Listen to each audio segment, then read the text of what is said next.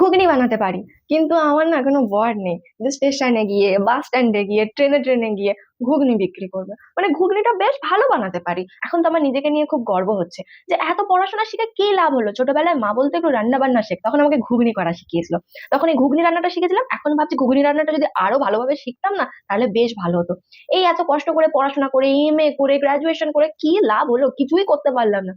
ঘুগনি বিক্রি করো, এটাই সব থেকে প্রফিটেবল। ওইসব পড়াশোনায় কিচ্ছু যায় আসে না। পড়াশোনা করে কে কোথায় উন্নতি করেছে, বিশেষ করে পশ্চিমবঙ্গে তোমাকে উন্নতি করতেই দেবে না, তোমার পড়াশোনার কোনো গুরুত্বই নেই। ঈশ্বরচন্দ্র বিদ্যাসাগর যদি এই জিনিসটা দেখতেন না, উনি ভাবতেন যে কেন আমি পড়াশোনার ব্যাপারটা এনেছিলাম এদের মধ্যে।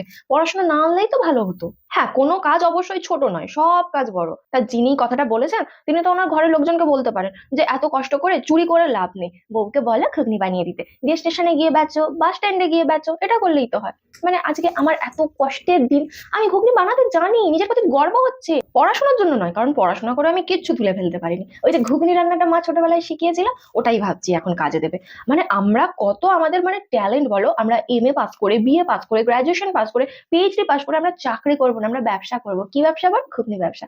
বউ বানিয়ে দেবে, আর বরের আগে বাস স্ট্যান্ডে, তারপর হচ্ছে স্টেশনে স্টেশনে গিয়ে বিক্রি করবে।